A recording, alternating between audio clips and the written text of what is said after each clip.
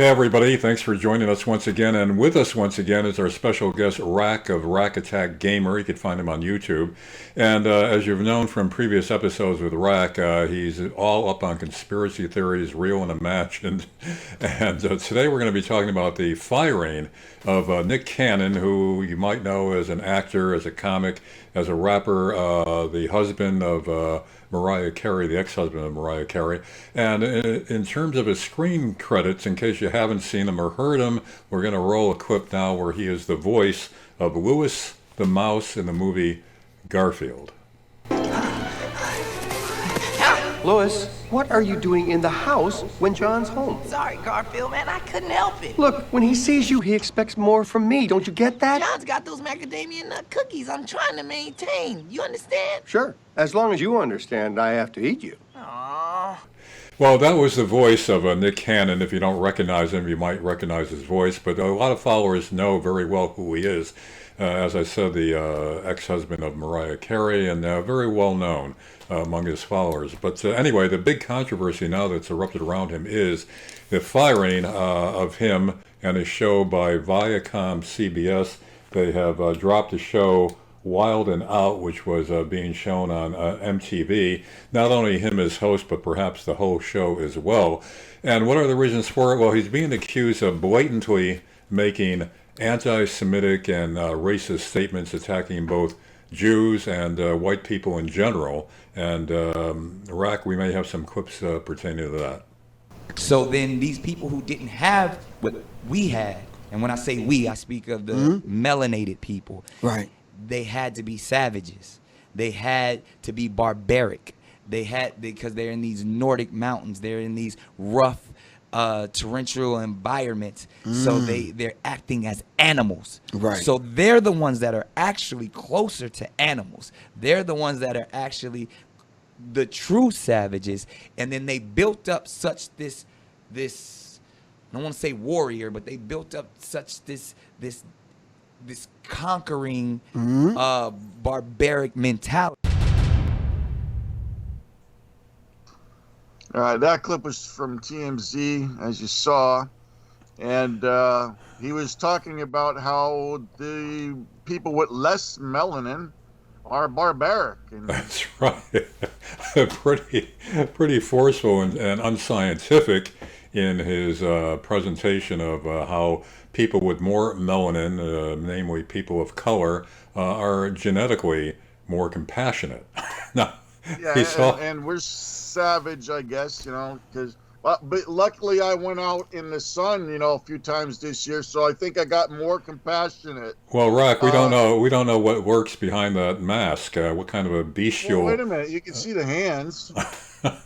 Well, Talk I mean, to the hand, Larry. Talk to the hand. well, yeah, that could be all, that could be all digitally generated, because we really don't know. By the way, for those who haven't seen Rack previously, you conceal your identity behind that well-known Guy Fawkes mask because why? I talk about controversial issues that a lot of people, and I mean, come on, just look at the news nowadays. You got riots everywhere, people smashing cars, yanking people out of cars, people getting shot just for having differences of opinion. I don't need that in my life. The mask will come off the day that I start making tons of money by being some sort of a wonderful pundit for everybody, and I can hire security 24/7. And then we'll worry about taking the mask off. Until then, I see no reason to have the mask off. You get my personality. You get who I am through my personality, and that's what you get. Yeah, okay. In the meantime, though, I'm vulnerable, right? That's okay. Well, that's on you. I mean, my intelligence level compared to yours. I mean, I can't, Yeah, you're I guess. putting yourself out there. I mean, that's up to you. Yeah, and I guess I wouldn't be as much of a loss to humanity as you would be. So yeah, I understand. Okay, I accept my subservient role here. We have low melanin levels, so therefore, I'm sure that our losses won't be that big. Yeah, well, okay.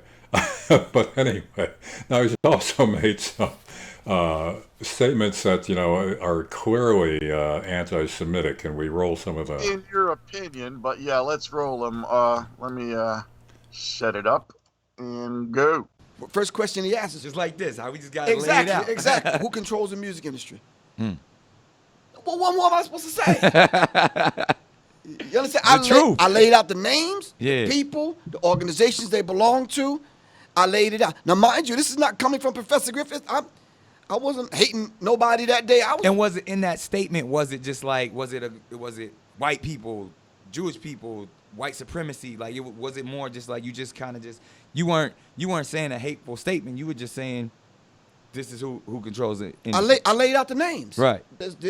These people control film industry, TV, right. music industry. And as we know right now, these are the players. When we talk about media, there's 6 major corporations that control Exactly. all of media. Exactly. This is beyond the music industry, and this is you were laying that construct down back then and naming names, calling them to the Exactly. table. But Right. even as we sit right here today, there's 6 major corporations that control everything that is delivered to you as we speak.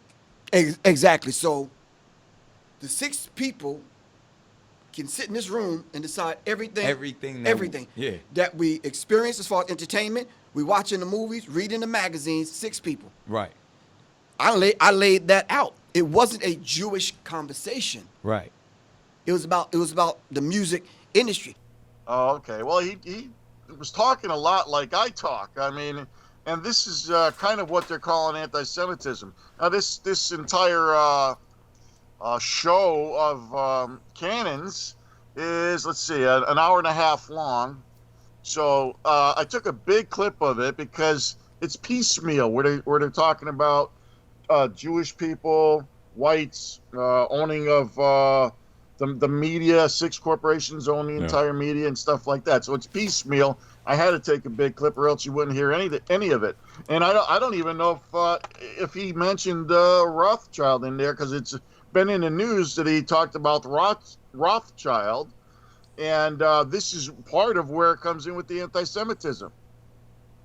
Yeah, so I mean, some of what he outlines is true. 6 big corporations control over 90% of the news that's delivered to the American public. Whether you could attribute that to some kind of a Jewish conspiracy is another matter, and that's where he gets in trouble with these comments.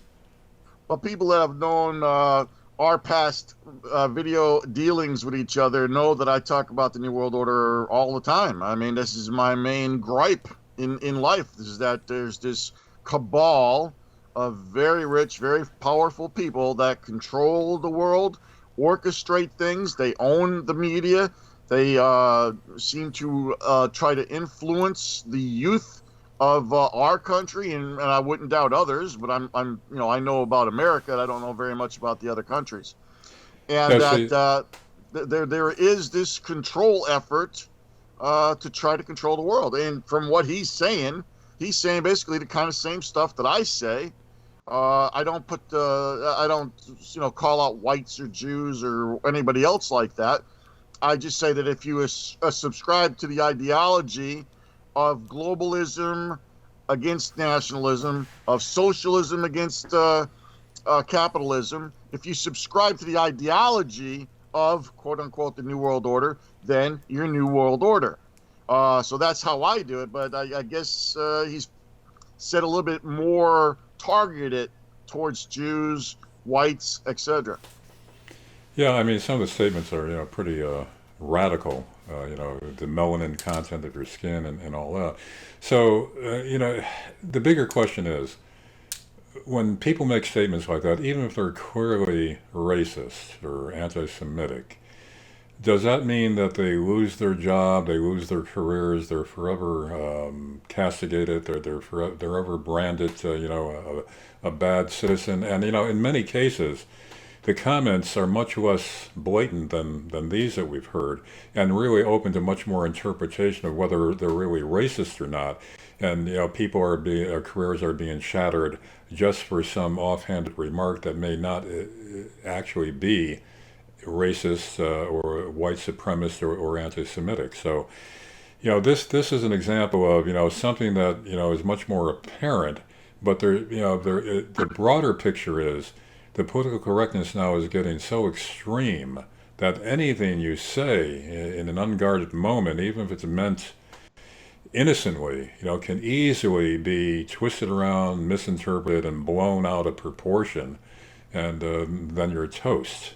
Now, Right. again, we're talking about two different things here. I'm not talking about comments, like he's made, but I'm talking about generally the atmosphere now where the political correctness crowd is ready to pounce on anything that they could misinterpret or interpret conveniently according to their standards as something that is odious.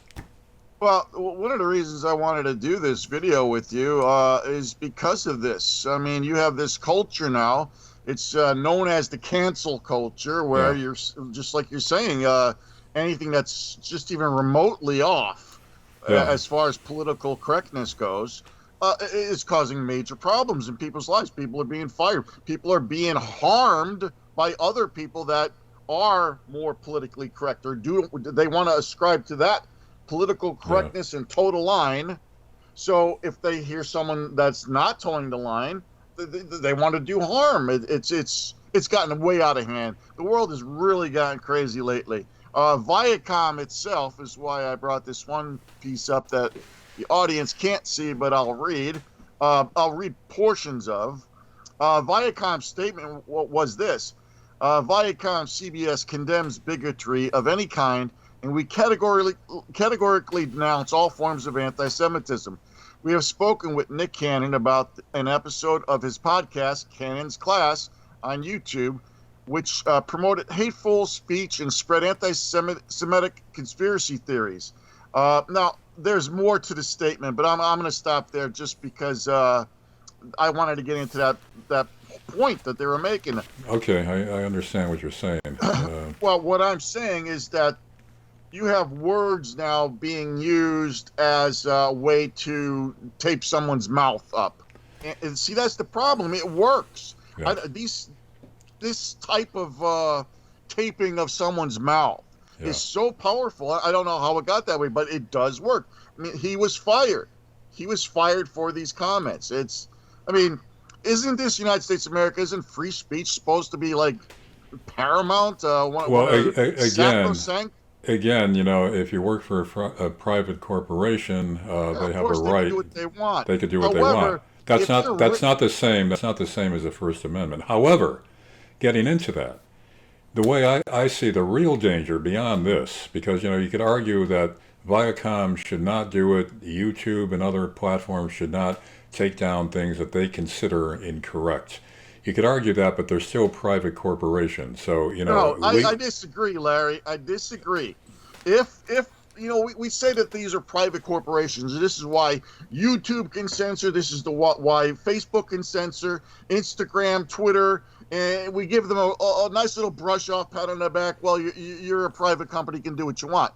Well, let me give you a scenario. Let's suppose an enemy, whatever enemy, I won't mention any particular countries or anyone else, an enemy came to the United States, saw, say, the company of Twitter, saw their headquarters, and they paratrooped in with guns and hand grenades and flashbangs, and they sent their troops into the building, and they took over the CEO's office. They tied him up and put him in the corner or whatever they do, and they just took over Twitter with a military operation, and now they censored everything because they're trying to take control of communications in a military operation. So if they did that, would America sit back and say, oh, well, they're a private corporation, they can do what they want?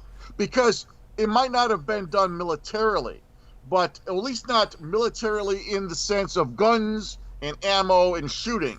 But it might have been done military in the sense of psychological operations, infiltration, maybe paying off people, buying people. This could have been done to take over our country via the major, what is known as town squares now. Town squares are Facebook, Twitter, and so forth.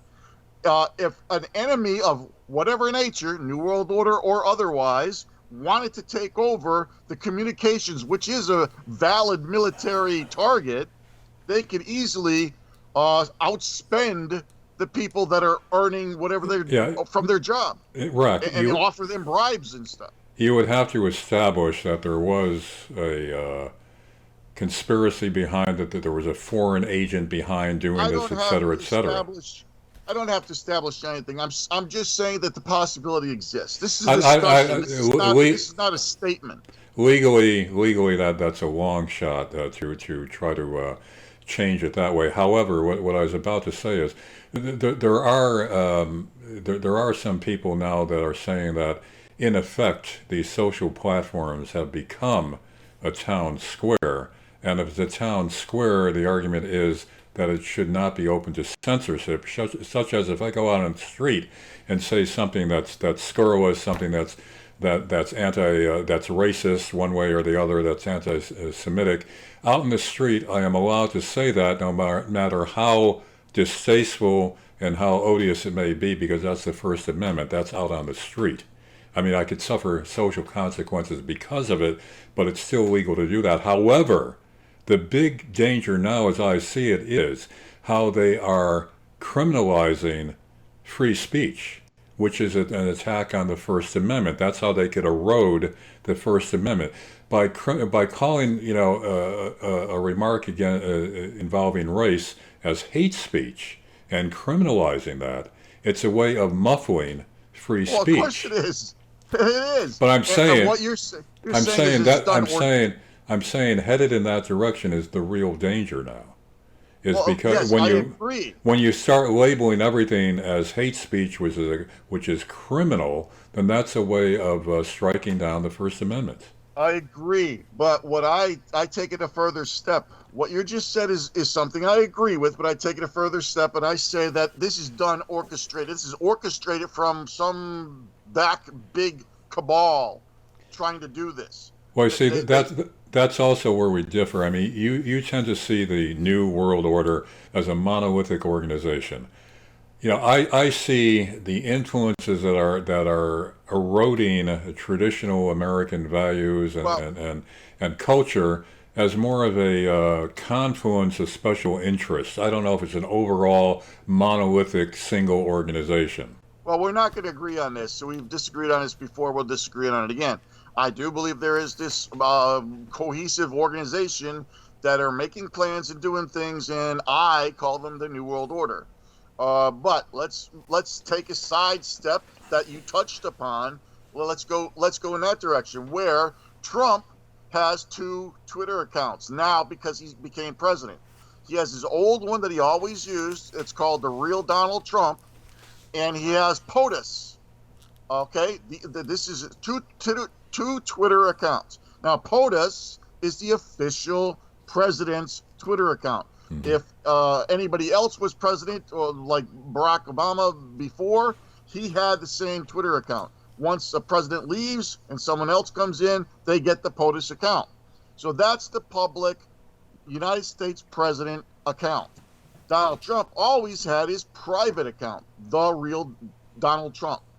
And AOC took Trump to court because I guess Trump blocked AOC, so she couldn't see his tweets. She took him to court and won because the decision came down that it has to be a public venue, that his Twitter account was a public venue. He was the president. Everybody needs to see what he says. However, that was his private account that they ruled against. So in that ruling, it should extend to Twitter and Facebook and YouTube that this is a public forum. They were kind of heading in that direction with that ruling with Trump. Why not continue it straight out? You can't have your cake and eat it too. You can't tell Trump that he can't block anybody because he has to be public, and yet then go turn around and block people that you don't like what they're saying. This is no good. Everybody, quote unquote, knows that the majority of people being blocked are conservatives, people with conservative values, conservative opinions, and so forth. And if you continue blocking them, all you have is liberal ideas and socialistic ideas and so forth. You're not getting the balance of what a town square or public forum would normally give. Well, all right, also getting back to the cancel culture and political correctness and all that, we have a few other clips where the contention is Black Lives Matter, what it really consists of and what its mission really is, and what the contradictions are inherent in that. So maybe we could roll a few of those. I'm not sure if that's the next clip or not. Oh yeah, this is somewhere he discusses, Nick Cannon discusses how feels that he is a true Hebrew, and that Jewish people are false Hebrews. I guess he means Jewish people that are in Israel, or I guess non-black. All right, they call themselves the Black Hebrew Israelites, and I guess the backstory to that is that those who ascribe to that and are part of that group or who support that group, their contention is that the true Israelites were one of the lost tribes of Israel, and the land of Israel rightfully belongs to them. And the other Jews in Israel now are actually the European imitation Jews, and they have to leave the land and give it to the real Jews who are the Black Hebrew Israelites. Now, religious historians in Israel have poo-pooed that historically that has no basis in fact. But whatever the case, this is what that group, the Black Hebrew Israelites, contend, and they've been pretty active and pretty vocal in some of these demonstrations. Well, let me expound upon that just a little bit. Is that, yes, there are Black Hebrew Israelites that say Israel's theirs and they want it back and get all the fake ones out and stuff like that. But I've also heard them say, yes, they are part of, I believe they said the tribe Dan.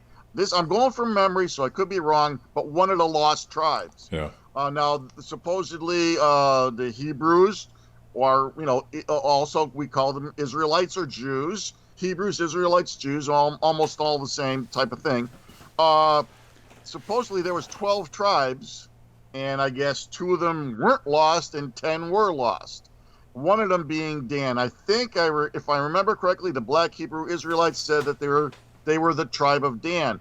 However, if that's the case, that means that you have 11 others that are still valid. So I don't know which is correct. I don't know if they're trying to exclude all Jewish people and say only the Black Hebrew Israelites themselves are the true Jewish heritage people, or if they're extending it to they're only a portion. Yeah. They are one of the 12 tribes. Anyway, let's see them preaching on the street of, this is New York, I believe. We should jump them. We should beat them down. You should see that we stand up for the word of the Lord. Also, we stand up for what we believe in, and it's a righteous thing to defend yourself in the Bible. We're gonna read that too. Read what you got, brother. Read. The second epistle of Paul the apostle to the Thessalonians, chapter 1, verse 6. God, seeing it is a righteous thing with God. The Bible says it's a righteous thing with God. Come on. To recompense tribulation. God. To them that trouble. The Lord said it's a righteous thing to recompense tribulation to somebody that's trying to trouble you. Here, you black and Hispanic man. That's how you are, man. You dudes always thinking you so tough. You get it? I guess that was a little bit hard to hear, but they're basically saying the blacks are better and whites aren't so good and so forth. I actually used to listen to them preach. They know, I would call the Bible, but they would probably call Torah, I guess the first 5 books of my Bible. I'm sorry, I shouldn't be including everybody on this. But anyway, they know it well. I've seen them before. I've actually watched them. They're quite entertaining to watch. They're very knowledgeable, where they just they'll just rattle off quote after quote, and if you say X, Y, and Z and they disagree with it, they'll rattle off 3 quotes showing that they're correct and so forth. Yeah. But the problem comes in, a possible problem comes in. Now, supposedly not all of them are like this. There was someone I looked at while doing this research that says, oh, well, we're not all like that. So, but seems to be a type of anger towards whites, a type of almost to the point of violence towards whites, towards Jewish people, etc. And we'll go into some of that now. Let's see if we can bring up more clips here. Let's see what the type of vitriol that they shout at people. This has to deal with the Covington Catholic confrontation. If you remember that kid with the smirk on his face while the Native American was banging on a drum, that's regarding this. And we're going to see that it kind of sparked off from the Black Hebrew Israelites kind of prodding the white kids sitting around waiting for a bus, I believe. Let's watch. Turning now to the group that instigated the Covington incident, the Black Hebrew Israelites. Here they are in Washington, D.C., yelling at the high school students. Let's make America great again. A bunch of child molesting. Look all these dusty crackers with that racist garbage on them. That's right. A bunch of incest babies. Biggest terrorist on the face of this earth is the pale-faced man, woman, and child. The Black Hebrew Israelites are described as a black nationalist hate group with militant overtones. They believe blacks are the true descendants of the biblical Israelites, and many of their sects are anti-white. Many here on the East Coast are pretty familiar with the group, who dress up in robes and preach their teachings on street corners. All right, I don't want to take too much of anyone's clips, so I kind of cut that short, but you can see that Water from Water's World proclaimed them as being militant, and you can see the vitriol that they have against whites and how they're calling the kids, names and stuff like that. What's your take on the clip? Yeah, I mean, clearly these groups have become so radical, and when you look at the statements they're making, who's racist here? I mean, if whites are racist against blacks, they are certainly racist against whites, considering these blanket statements of condemnation against whites. This is the problem now. This is escalating. So it's getting so emotional, so much divisive now. And there's a poem, the falcon can no longer hear the falconer. It's a widening gyre. The best lack all conviction, and the worst are filled with passionate intensity. So in other words, the people who should know better, the people who should be making statements that this is going too far, they're silent. Because they're worried about their own jobs, they're worried about their own castigation. So they're taking cover, and the radicals on all sides now keep rising up without challenge. What's going on in New York City, for instance, and other places, defunding the police. The police are told to stand down. They're running riot now. Shootings, are way up because they know the cops are no longer on the beat, or if they're there, they're not going to do anything. And this is all being fed by good people who should know better, who should speak up, remaining silent. And they're giving tacit consent to the radical actions that are going on, the violence that's escalating. Well, we touched upon the New World Order, especially since I'm always talking about it, but one of the tenets of the New World Order, one of their plans is they have a little saying they say order out of chaos. So in order to get order or offer order, you first must have to have chaos. So what you're describing is, in my view, the New World Order attempt and pushing and prodding in by paying off protesters or whatever they may be doing, but pushing it in some way to foment chaos. So once the chaos is extreme, their plan, quote unquote, is to come in and offer order out of chaos. So this, for me, it goes right back to the New World Order again. I mean, that pattern has been used before historically to foment revolutions and the change of the order of things. Whether that's what's going on in this case in America, I don't know. But I mean, clearly it's taking a dangerous direction. We've never had this, even in the 60s, the college kids or the anti-war protests, they would take over the administration offices on the college campuses, the president's office. There would be basically sit-ins, and eventually they'd be removed or they'd leave. But, they didn't turn to tearing down all the institutional symbols that they weren't rioting, looting, burning, shooting. This is a whole different dimension now.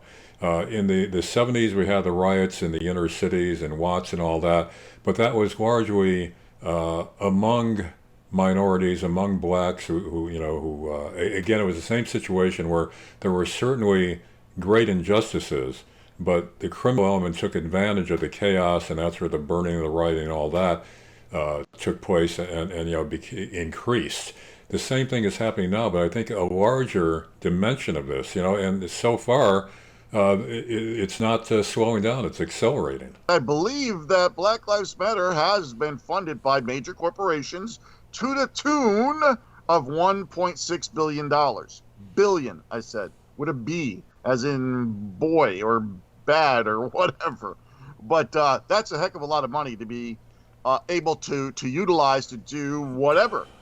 Yeah, a lot of this stuff does seem well organized, and even the materials they bring with them, who's printing up the banners, who's all kinds of things that go with these organized protests. It seems a lot more than merely spontaneous.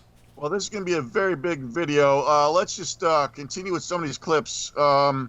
We talked about the Covington Catholic kids. I have a small clip in regards to that. Let's watch it. After all of this blew up, and it all blew up because of a viral video that got thousands upon thousands of views from one perspective, and now we know now from a longer video that there was a lot going on, a lot of tension being hurled at these kids from 4 black men standing there who call themselves Hebrew Israelites. They started all this tension, and you saw there Nathan Phillips walking up with his drum and coming in. All right.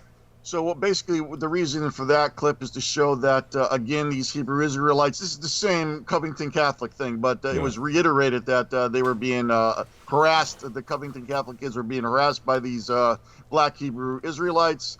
And what took place at the time was someone posted a clip, very narrow clip, only showing this smirky kid smirking at the Native American banging a drum.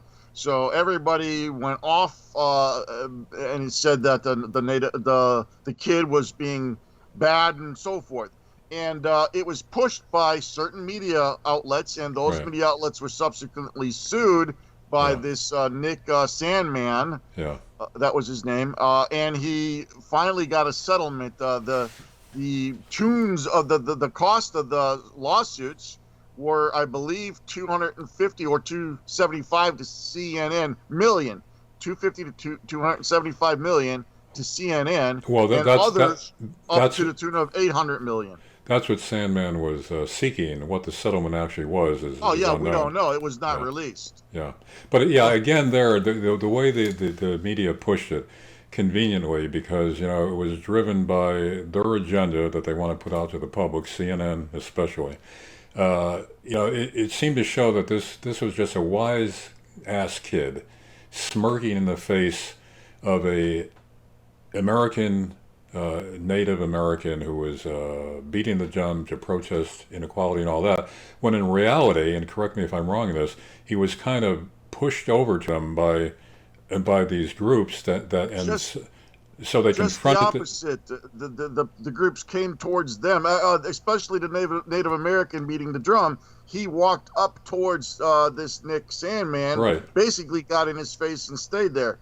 Nick Sandman said something to the order of he didn't really know what else to do, so he stood his ground and smiled. And that's what the statement was, something like that. Yeah, right. I mean, the kid was just standing there. The Native American walked up to him in his face, and the kid, just didn't know how to react. But the way it was played, it appeared that he was purposely mocking the guy. That's what that was. It appeared on that short clip, and they kind of pushed it in that direction also. Yeah. Let's finish up with some of these things. This is this announcement of a settlement. CNN has agreed to settle a lawsuit with Covington Catholic student Nick Sandman. Chris Riva is at the alert desk, and Chris, we broke this story. Yeah, Lauren Artino was the reporter in the courtroom today. Cameras and cell phones were not allowed inside the courtroom, but the amount of the settlement is not public at this point. So it's part of an $800 million plus lawsuit filed against CNN and the Washington Post, along with NBC Universal. The initial lawsuit stated that Sandman was actually seeking $285 million specifically from CNN. It started with this video that you see here when he was standing in the face of the Omaha tribe elder Nathan Phillips on a trip to Washington, D.C. Now, I spoke with our legal analyst, Mike Al. All right, I'm going to stop that clip now so we don't take too much of it. But, yeah, that kind of reiterates everything we've just said. Now, these Black Hebrew Israelites, we said that they had some sort of a militant nature. And let's see, one thing that happened late last year, December of 2019, was a shooting in Jersey City. Jersey City had a kosher-type deli, supermarket, whatever, and we're going to watch a couple clips regarding that. This surveillance video shows both shooters hopping out of a stolen U-Haul van with assault-style rifles just minutes after gunning down Jersey City detective Joseph Seals. As they make their way into the kosher market, you can see people running for cover. In the back of that van, authorities say they found a pipe bomb. 3 people inside that store were killed by flying pieces of metal during the gunfire. They've been identified as 49-year-old Miguel Douglas, 32-year-old Mindy Ferentz, a mother of 5, and 24-year-old Moshe Deutsch, the son of prominent activist Abe Deutsch. We are also learning more about the 2 shooters who stormed into that store. David Anderson and Francine Graham were both found dead after that hours-long standoff with police. Sources telling us that Anderson was a one-time follower of the Black Hebrew Israelites, a free... And that's where I wanted to go with that clip. Let me let him finish his sentence. I believe he goes on just briefly with a little bit more.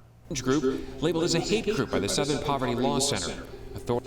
So they were labeled as a hate group by the SPLC. Yeah. Okay, but I mean, he was a former member, so he doesn't necessarily represent the entire group, although they have. Speaks to something. I mean, it's not negligible information. Yeah. Here's a little bit of scenes of the shooting.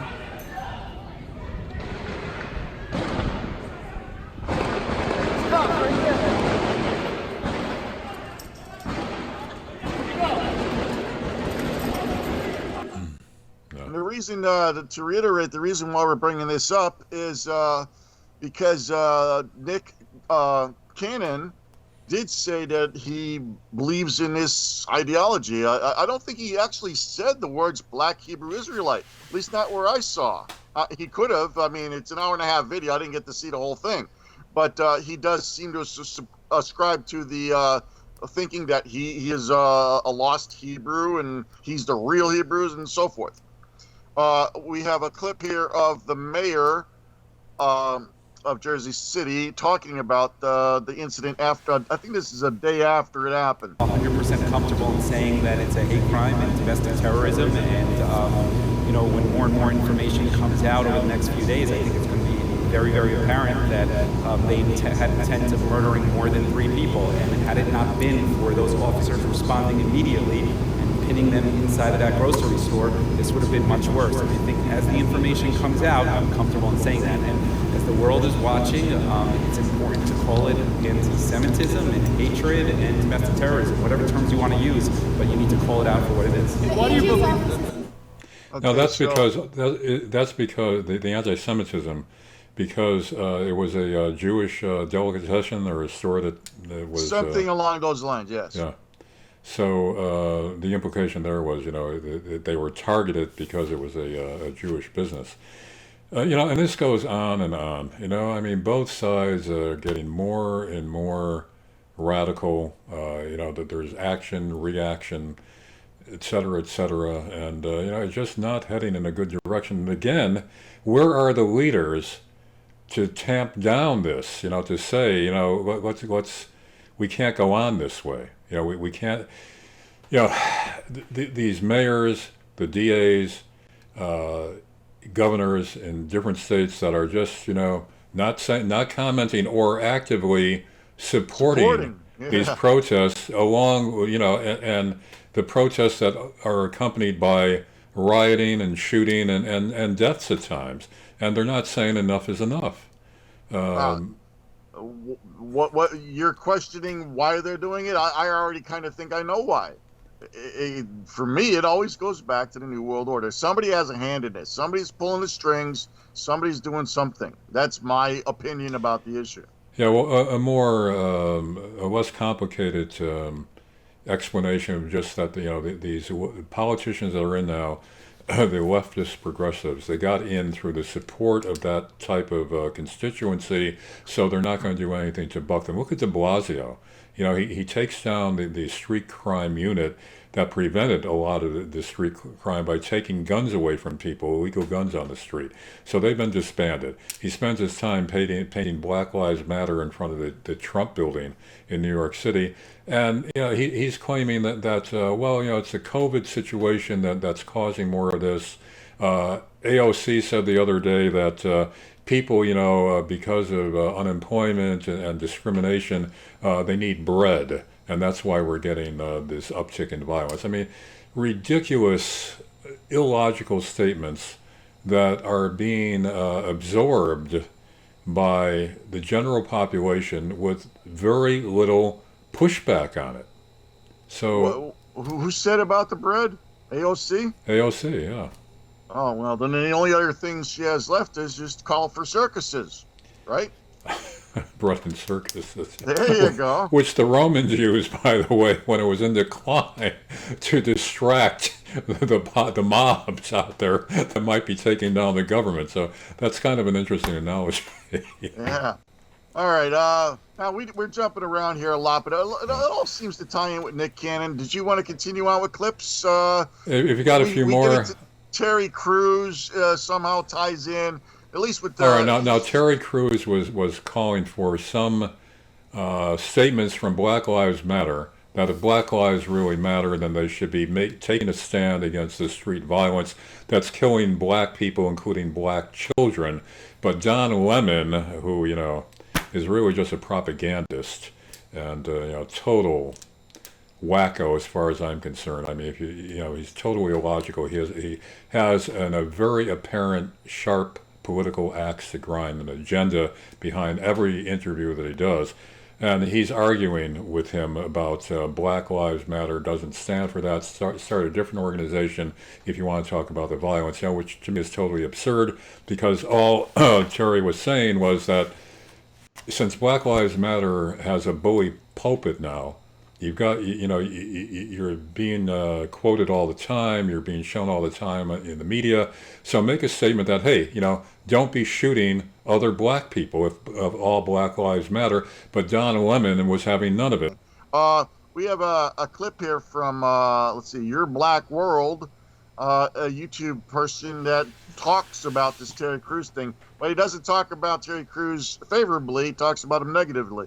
So basically he was interviewing with Professor Griff, and they were basically talking about some of the things that you're not allowed to talk about in white and Jewish-owned media. And it has, you know, and I haven't watched the interview yet. I'm going to go take a look at it.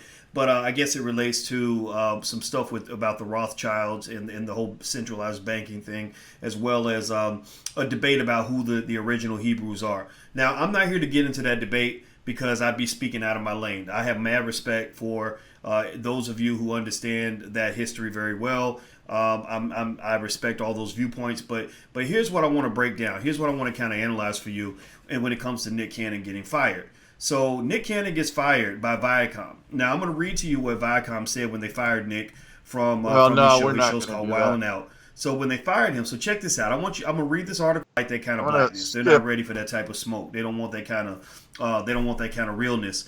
And so anyway, so I'm actually happy for him. Congratulations, Nick. You are now a free black man. Now you can go off into the world and really do what you were meant to do instead of going right here, you know, trying to do what Terry Crews does for a living. And I'm sorry, but Terry Crews is an embarrassment, not just to his family, not just to the black community, not just to black men everywhere, but Terry Crews is an embarrassment to the human race. I'm sorry. The Negro is ridiculous. I think that's enough. He basically doesn't like Terry Crews. Now we have the Hodge twins, conservative twins on YouTube, making his statement along these lines also. Like I said, it all kind of ties in. But if you don't toe the line with Black Lives Matter and that's it, then you seem to get in trouble. And that's what happened with Terry Crews. Yeah, man. If you are a child of God, you are my brother and sister. Oh, that's beautiful. This is from Terry I have Crews. family of every race, creed, and ideology. Oh, man, that's good. We must ensure Black Lives Matter doesn't morph into Black Lives Better. Terry, man, that was beautiful, man. That sound like Dr. Martin Luther King, man. Yeah? We should call Terry Crews Dr. Reverend Terry Crews. That was beautiful, man. No matter what your race, ideology, that means liberal or conservative, black or white. We are all brothers. Yeah, we're in this together. How would that upset anybody? Let me read the second tweet. No, that's it. I don't want to take too much of their stuff. But I think it speaks for itself, that clip. You have a comment on it? Yeah, no, first of all, they're very funny. Oh, I like them. Yeah, they're funny.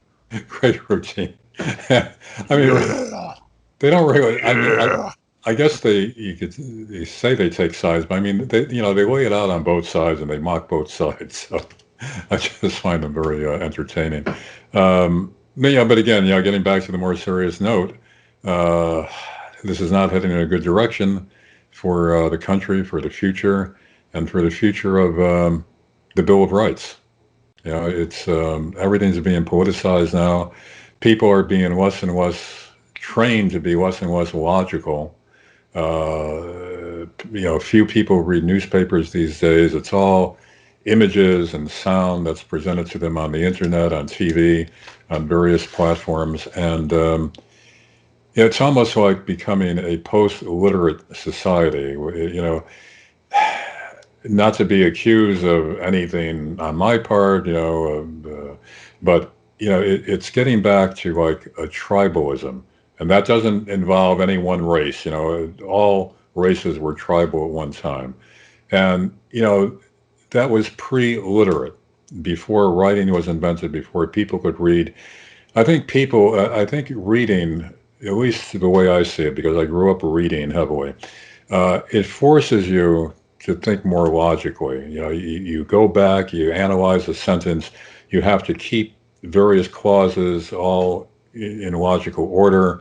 You could review what you've read, and even if it's propaganda that you're reading, you've got the luxury and the opportunity of examining it very closely, rather than listening and seeing something flitting by on your TV screen. And a good example of how images and sound could influence you psychologically, the drug commercials that are blanketing TV because of the profit motive by Big Pharma, they're a prime example. Where they're saying, ask your doctor about this drug. Now, the side effects are, you could turn yellow, your liver could be affected, you may need a heart transplant. All the while, they're playing beautiful music, they're showing people dancing through meadows and all that. And the overall effect is positive, that this is a great drug that you got to try, or at least ask your doctor about. It shows how, again, it shows that mechanism where images and sound are much more psychologically attractive than words. So it's becoming maybe a perfect storm of bad influences that are producing a very bad direction and a bleak future for not only the United States, but for the world. Right. Very good. Let's wrap it up on my end. Let me show the last. We don't have any more clips, but it's the last little thing in regards to all this. First, the thing I wanted to say is, and I think I already said this, is that if the Black Hebrew Israelites believe that they are a lost tribe, could be. I mean, lost tribes are lost tribes. Let me continue on with one last other thing. Is this demonizing? Here, let me get rid of this. This demonizing of the use of these words. You're anti-Semitic if you talk about X. You're a climate change denier if you question anything. Yeah. These words, this verbiage is nonsense. Conspiracy theorist is a big one. I've said it before. I mean, the CIA has used the terminology, the phrase conspiracy theorist, conspiracy theory, and they've demonized the term intentionally and then put it upon people that were looking into the JFK assassination. Yeah. Since then, it's been used for pretty much anything. It's a way to shut down people's minds. It's a way to shut down research, to shut down discussion, and it works so effectively. It really, we have to get away from that. We have to get away from this terminology. So as far as Nick Cannon goes, him being fired in regards to especially the anti-Semitic portion, I mean, if he wants to question whether the world is being operated by 6 corporations that give everybody the news, and those corporations may have a connection with some Jewish people involved in them, you know, what, he can't talk about it now? Nobody can talk about anything anymore? We can't have a world like this. So as far as I'm concerned, Nick Cannon should not have been fired, period, end of story. Shouldn't have been fired. Even if he doesn't like white people, or he thinks that the Black Hebrew Israelites are the only true Jewish people, or whatever he thinks, I'm not too sure. But whatever it is, what, he can't speak his mind? If he came out and threatened someone's life, that would be a different story. If he did some sort of a crime, it would be a different story. These are fireable type things. Threatening somebody, doing a crime, okay, I can understand a firing. But to have an opinion and discussing something with someone gets you fired, I disagree with this whole thing about Nick Cannon being fired. I wish he wasn't.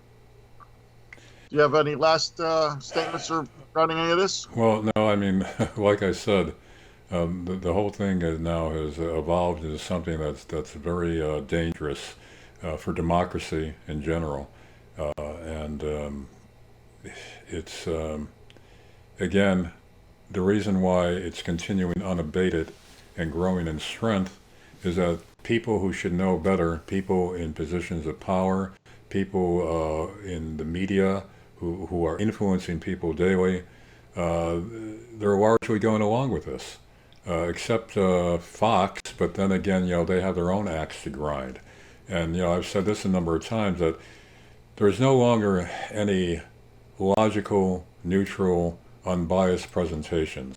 Fox is on one end of the spectrum, CNN, MSNBC is on the other, and it's becoming increasingly difficult to come to logical conclusions, because very little that's being reported now is being reported in totality or objectively.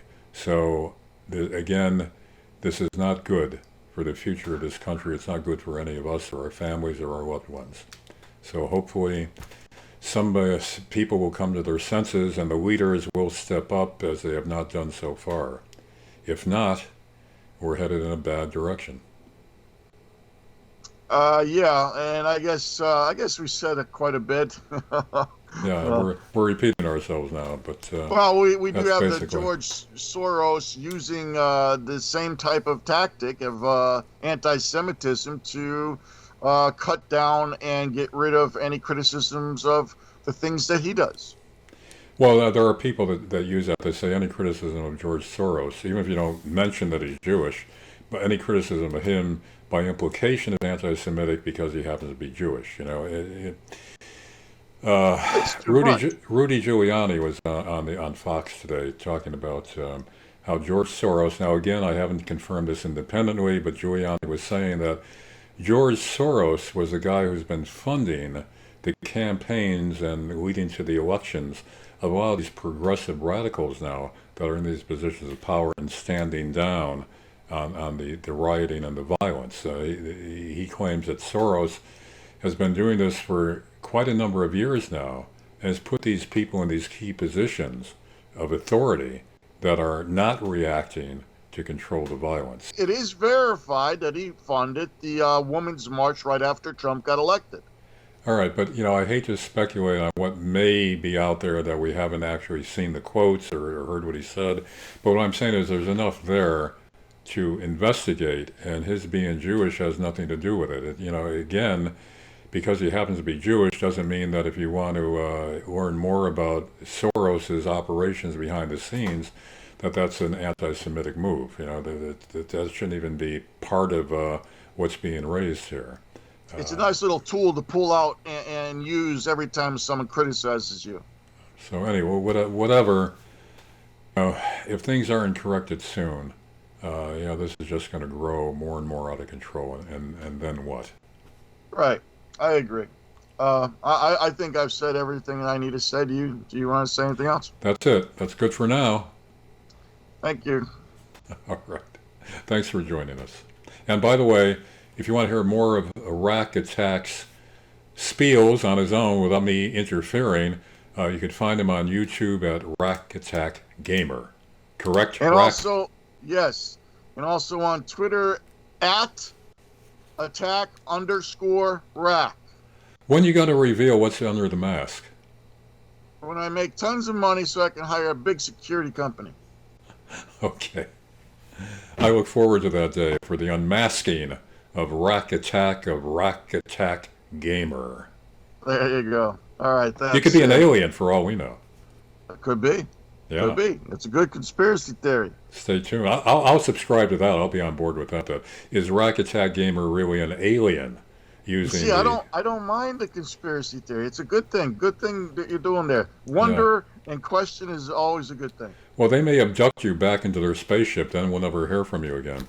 Until me out. Until they insert you again at a prime time to bring down the New World Order or whatever. So. Yeah, they got sick of me. That's what I'm doing here. Okay. All right. Later.